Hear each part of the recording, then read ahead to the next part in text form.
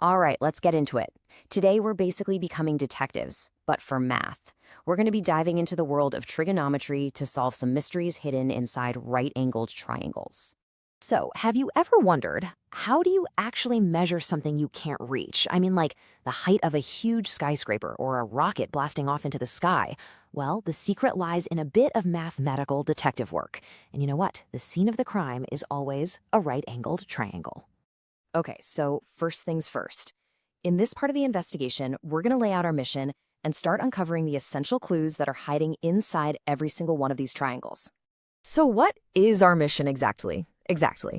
Well, it's called solving a right-angled triangle. Now, I know that sounds super technical, but really, all it means is that we're going to find all the missing pieces of the puzzle, the secret side lengths, the unknown angles, and we're going to do it with just a couple of clues to start with. All right, every detective needs their gadgets, right? And our toolkit is packed with some seriously powerful tools from the world of math. Let's open it up and see what we've got. First up, you've got to know the key players in any investigation. So for whatever angle we're looking at, there's the opposite side. That's the one directly across from it. Easy enough. Then you have the adjacent side, which is the one right next to the angle.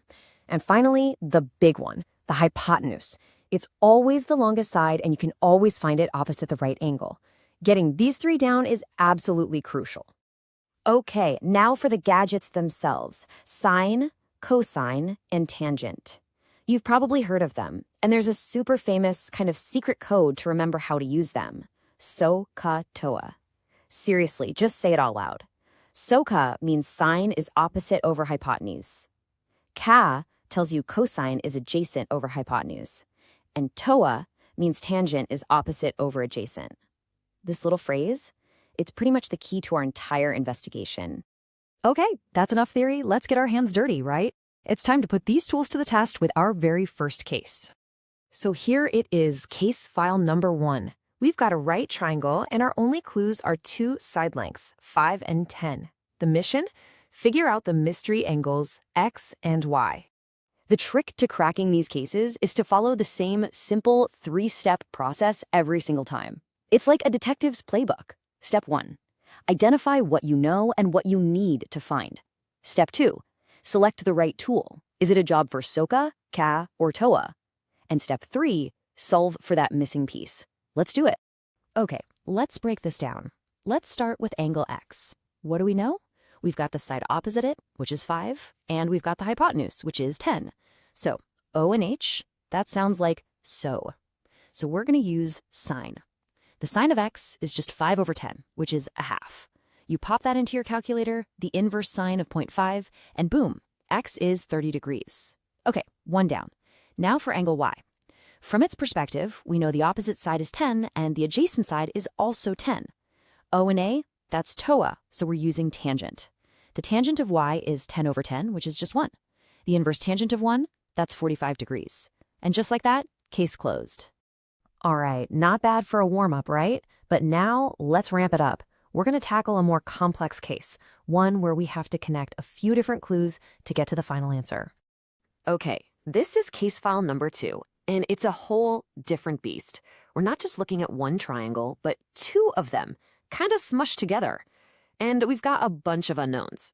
A side length called BD, an angle called data, and then the total length of the bottom, BC. This is definitely going to take more than one step. So how do we tackle this? We break it down. You can't solve it all at once. So first, we just zoom in on the triangle on the left, ABD. We can use the tangent of that 45-degree angle to find the length of side BD. Once we have that, we can shift our attention over to the other triangle, ADC. We'll use our clues there to find angle theta and then find the side DC. And for the final piece of the puzzle, we just add the 2 lengths we found, BD and DC, together. And when we do all that, applying our tools step by step, what do we get? The total length of BC comes out to 27.32 centimeters. You see? This is that core detective strategy in action. Take a big, messy problem and just break it down into small, easy-to-solve little pieces. All right, you're ready? It's time for our final and most challenging case yet. This is where we take all our skills off the page and apply them to a real-world problem. Or, as close as we can get. So here's the final mission. A rocket blasts off from a launch pad, P. It goes straight up for a bit, then changes its path. Our job as lead detectives is to use the angles and distances we're given to figure out its final height and how far it is from where it started. Okay, let's take this one piece at a time. First objective. After it's done its thing, what is the total height of that rocket? How far off the ground is it when it gets to point B? So what we do is we treat that second part of the rocket's flight like its own little right triangle. We can use our sine tool to figure out how much higher it climbed in that stage. Then we just add that to the initial 40 kilometers it already climbed, and we get our answer. The rocket is a whopping 60 kilometers high. But wait, we're not done. The case isn't fully closed. We've got the height, but what about the horizontal distance? How far away from the launch pad is it, really? What's that total distance from P to C? This time, we pull out our cosine tool and use it on that same second stage triangle. That tells us exactly how far it traveled horizontally during that part of the flight. The calculation gives us 34.64 kilometers. And there it is. We have the full picture. Mission accomplished. So what's the big takeaway here? What's the master key that unlocks all these cases? It's that simple 3-step strategy. No matter how easy or how crazy the problem looks, it's always the same. 1, identify your clues. 2, select the right tool for the job. And 3, solve the puzzle. And that right there is the real power of all this stuff. It's not just about boring triangles on a piece of paper. It is a genuine toolkit for understanding and measuring the world all around you. So the real question is, now that you have these detective tools, what secrets are you going to go out and